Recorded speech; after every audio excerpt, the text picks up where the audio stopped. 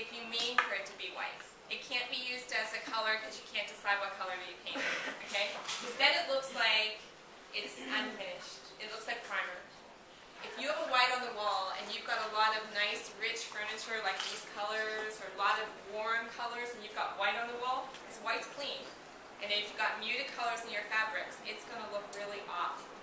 Even if you add a little bit of yellow to that white, it's going to make it a whole different atmosphere.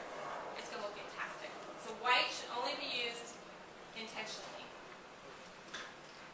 This white, I love to show this off because here they decide to go bold on the furniture.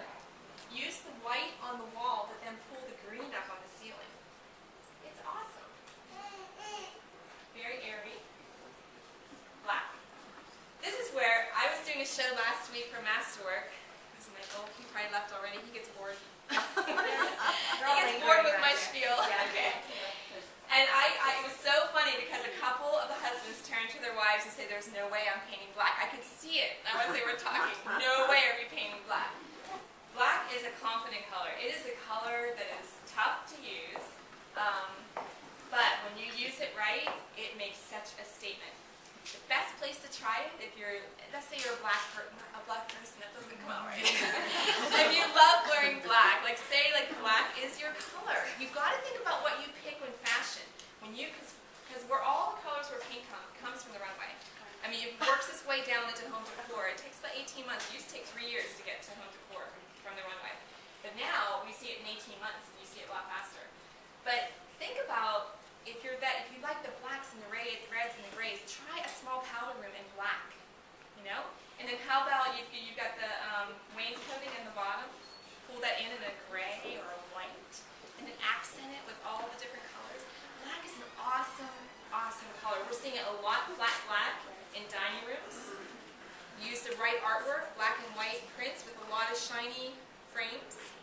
Things that you use with black, like pulling crystal, and things that shine and have a lot of glitter. Just look at this. So this is an apartment in Toronto. I don't remember where it was shot. Okay, so she used the beige on all the walls, but the one wall going down her hallway, she painted black, and then put all of her artwork, her favorite artwork on it. And it's spectacular. It's not dark. It sets it off. So never, don't discount black. And I always tell people this too.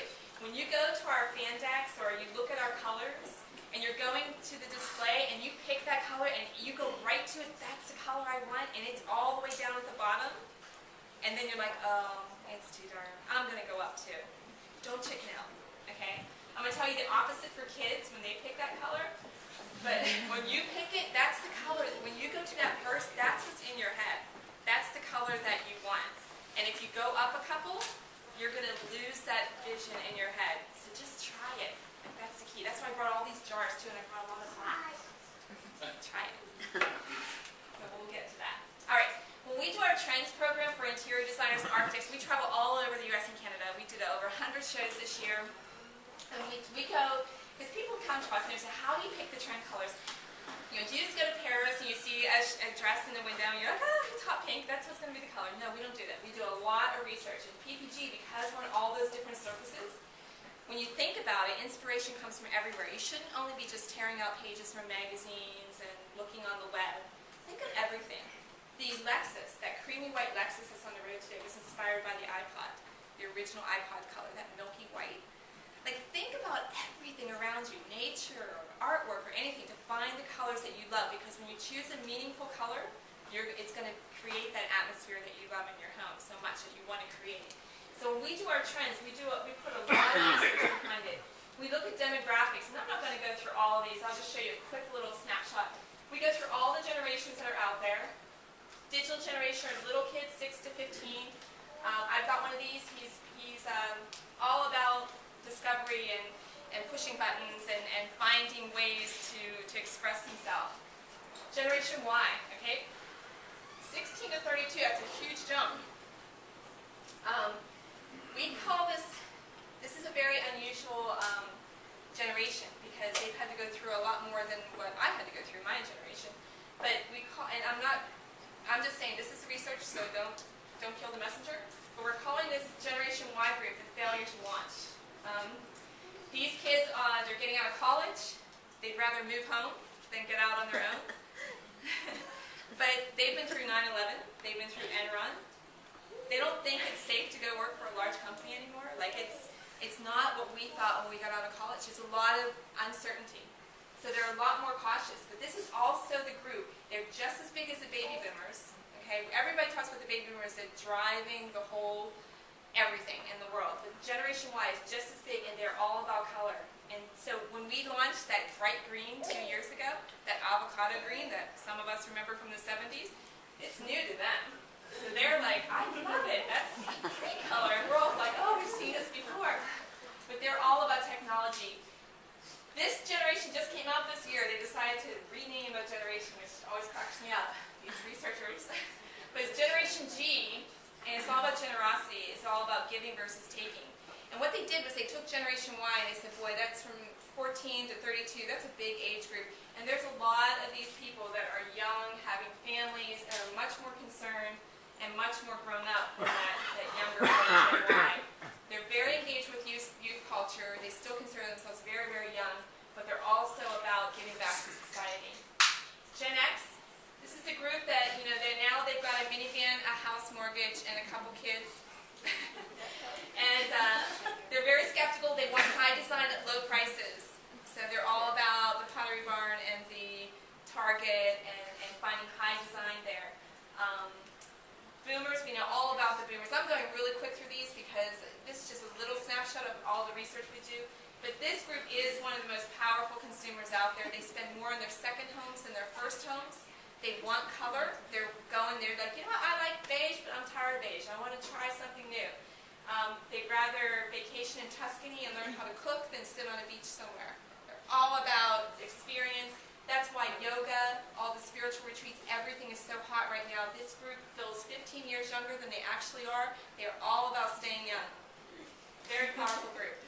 Prime timers 65 to 101. I mean, this should just say to remember. Because if you're 102, I feel bad.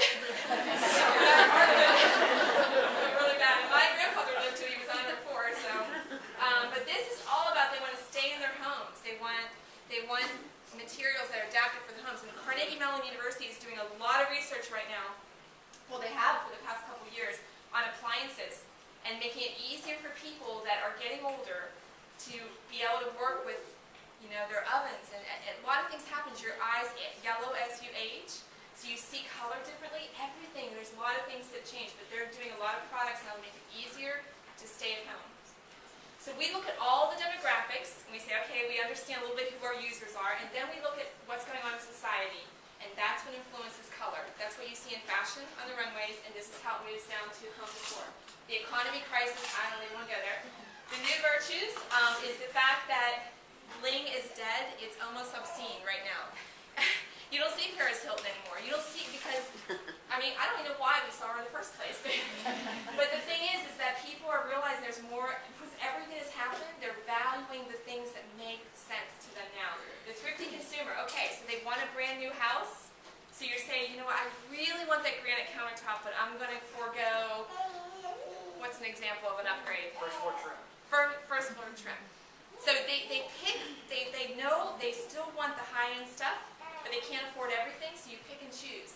Generation G, we talked about sustainability. Green movement. It's not a trend, it's a movement. It's here to stay.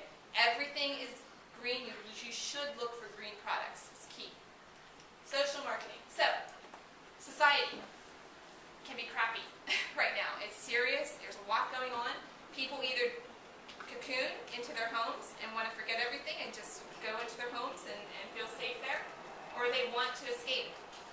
Alright, so we've got 4 trends. 2 trends that help you escape, 2 trends that help you cocoon into your home.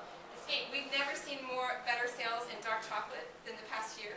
People are indulging in things that are still making them feel good, but they're a little bit lower cost. So they might not go to Paris, they might just buy some dark chocolate. Not that I don't think that would do it for me, but I can't go to Paris, so I